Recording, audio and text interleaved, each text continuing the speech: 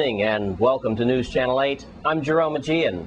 Here's what's happening in the territory. After 5 days on the loose, authorities are still searching for 28-year-old Derek Fredericks. Fredericks is 5'11" inches tall and weighs about 160 pounds and has tattoos on his arms and back. Fredericks is a serial burglar and an escape artist. There's still a $10,000 reward for his whereabouts of the escaped prisoner. If you see him, do not try to apprehend him yourself. Instead, call police at 778-2211 or 911. And in other news, Virgin Islands residents say they can't take it anymore. We're talking about the rising cost of our WAPA bills. News Channel 8 Lee Carl files this report. Today I'm with Clarence Payne. He sent a rather strong letter to the PSC, WAPA, and others about the concerns and what he called a motion for reconsideration. I'm going to let him explain that in just a minute, but with me is Clarence Payne.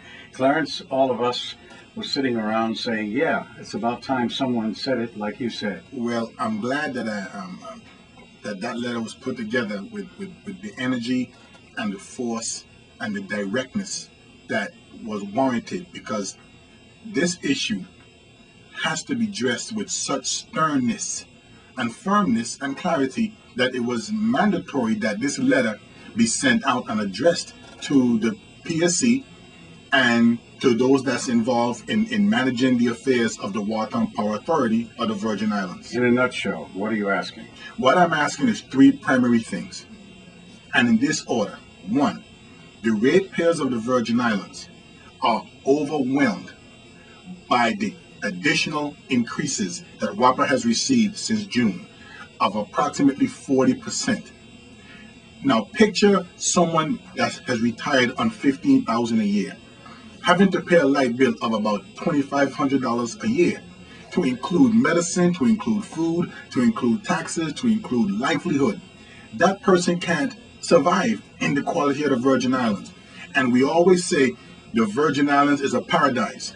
But it's a paradise for who? That's the first thing I want us to be mindful of. Who is it a paradise for? And if you can answer that question and delineate exactly what I'm saying, it should motivate anybody to address this particular issue. Now, you mentioned in your letter the concerns raised about a person on fixed income. Yes. Explain. Because what happened on a fixed income? Your income is set in stone. Let me give you my grandmother example. She retired making about $18,000 a year. She was a nurse at the Canute Hospital for many years. It could be over 40 years. And her homeowner's insurance was $3,000 a year. Her light bill was approaching $2,500 a month. If you think about it from that point of view, she would only be left with about $11,000 a year to survive on. So that's why I'm fighting along with my friends on this particular issue. And now we have St. Croix involved, we have St. John involved, and everybody has recognized we have to unify around this particular issue.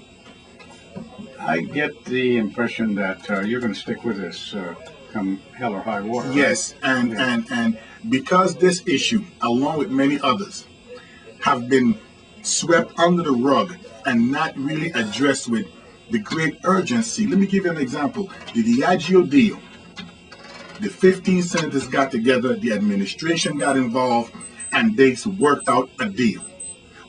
Now, why they can't use the same passion and why they can't use the same legislative body to bring the WAPA issue in front of this legislature, all 15, before they break for the election season. Before they break for the election season. You know that the PSC was aware of your letter.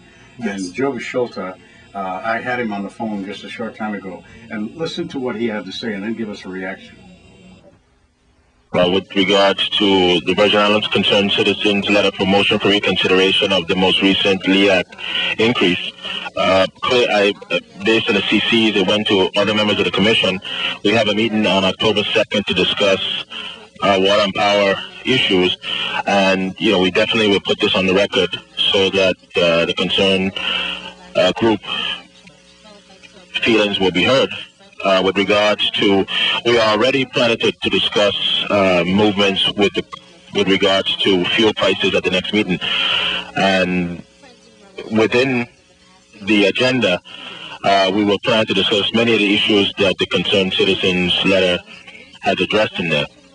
So only thing I can say is, since I've just received the letter, I haven't spoken with our council or with staff or other commissioners with regard to the contents of the letter. What I can promise is that we will discuss the contents of the letter at the meeting on October 2nd. What do you think, Clarence? I think that Mr. Bushelti and his board, once the rest of them see the letter, I believe that they are most definitely going to bring this matter back to the PSC. I know that they are going to operate within the guideline and the will of the people. And I know that at this next hearing, they will hear from the public. They will hear from concerned citizens. They will hear from retired people. They will hear from the business community. Their fax machines, their emails, and their phones will be ringing, faxing, printing off the hook. So I hope that they are prepared, because from this day forward, the Virgin Islands residents will expect responsible government. That's all we ask for, responsible government. One thing, quick thing before you go. You did mention, I believe in your statement regarding the fact that the governor has talked about alternative energy and everything. But as you said, and most people feel, that's down the road. Diageo is down the road. And this is down the road. It's right now we need the changes, right? Right. And I think that, sometimes when you go to the PSC hearings and you go to and you demonstrate in your public capacity, we want short-term relief. There's a petition that we have circulated in the community that speaks to short-term relief. We know that we can do solar panels, windmills, turbines, geothermal. That can come. But next month, I don't want to see $400 on my light bill. If my consumption charge is $50, that's insane. Someone put it better than that. It's criminal. It's criminal. Right. Criminal. All the way. Clarence Payne, concerned citizens, speaking what most of us have been talking about. In St. Thomas, Lee Carl for News Channel.